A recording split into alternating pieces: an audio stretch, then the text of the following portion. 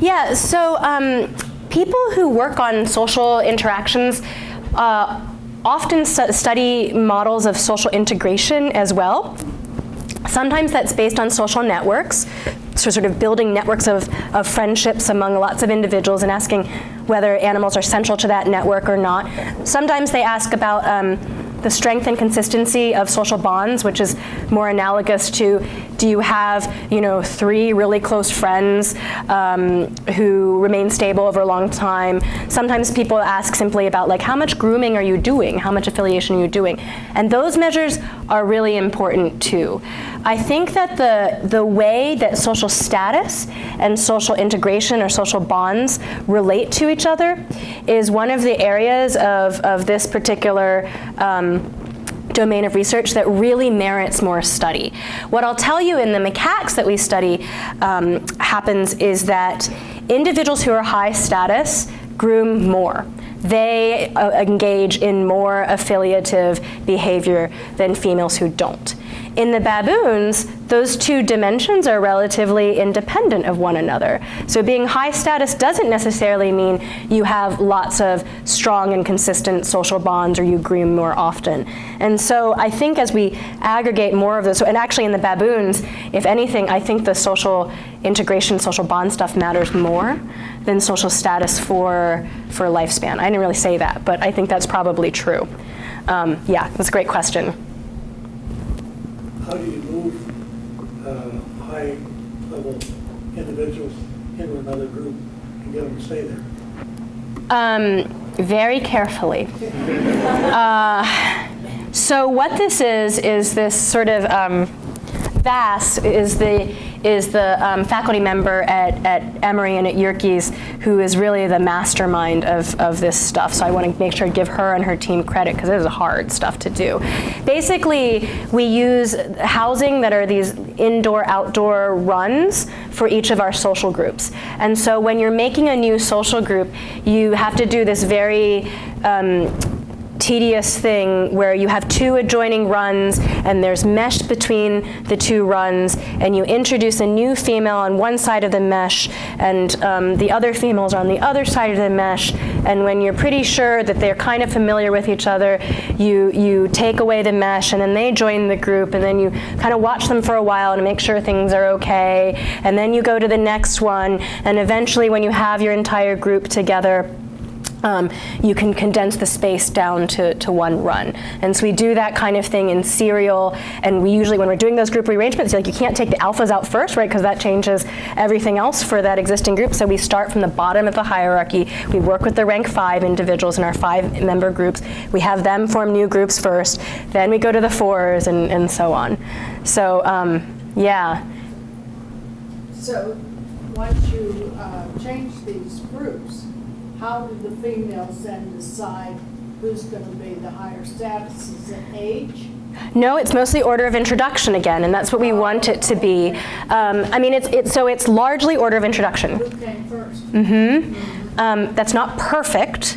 There is scope for just individual something or other. And when you're working with, sorry, that was a technical term. When you're working with animals like these, you can do experiments on the social environment and on behavior, but these are smart social animals, and we're studying behavior, and we can do a lot to put our thumb on the scale of what will happen. But ultimately, we watch what they do, and we use our observational data to infer the final hierarchies. We don't just make an assumption. Grouping behavior as to see who's going to be on top this time. I'm sorry. It's peaceful. I mean, how it's like a just who came first. That's it. It's weird, right? Yeah. It's particularly weird because it's not how rhesus macaques determine female hierarchies in a natural setting. So this is actually an old paradigm. We didn't come up with this. People have been studying rhesus macaques in captivity for a long time. So this was, it was known that you could do this since the 70s.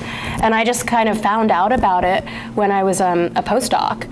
And it just opened the door to us being able to ask a lot of questions that are really difficult to ask in humans in a pretty socially sophisticated primate. Yeah. Yeah. So speaking of putting a thumb on the scales a little bit, have you done the opposite where you, I mean, you say that the introduction order is the most important thing, but if you introduced, an alpha individual last into a group of, the rank 5s, that's still going to be that's the overwhelming thing? I know that you put all the alphas together and all that. I don't know. We've never done that. We just put the alphas together and then see how they do.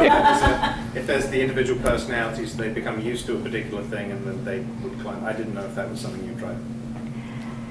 So let me say that I think that there are differences that we would probably call personality, in an anthropomorphic, like in a human-centered sort of way. One of the things that I found really interesting is we do all these detailed behavior observations, and we're manipulating their dominance rank, and then we're manipulating their dominance rank again. And a lot of the things they do, measures that behavioral people will call, boldness or anxiousness or something like that from the those are driven by dominance rank. Not that there's no other component, but females, I think I would too, right? And we all kind of adjust how we interact with each other based on, how we're perceiving the social environment. So, yeah, I think rank is actually driving a lot of that behavior to begin with. Yeah. Yeah. Yep. Last question. Sure. So in that graph where you showed longevity based off of different kinds of stressors, Yeah. is there any relationship between, let's say, hierarchy and how that sort of breaks out, and that, if you're a higher social status animal, that essentially you're more likely not to have some of these negative stressors early in life, or is that, or were all those basically environmental stressors like drought or things along those lines? So most of those are social stressors. But this is actually, again, one of the places where I think it's a nice complement to studies that are done in humans to be working on the baboons.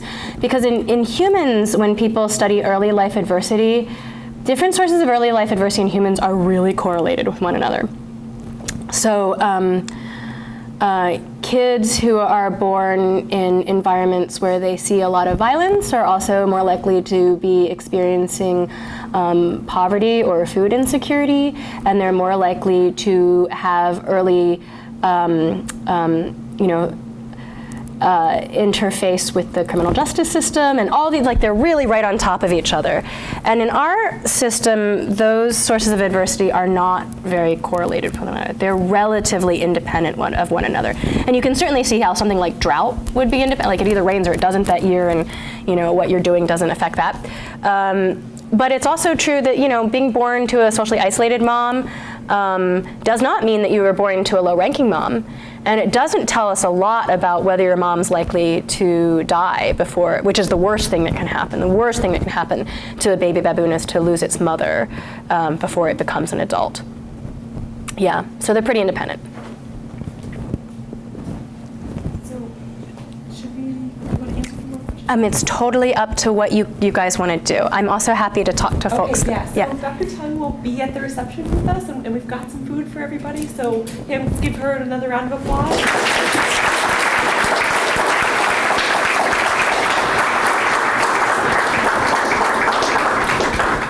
And I think we'll all just adjourn to the food room.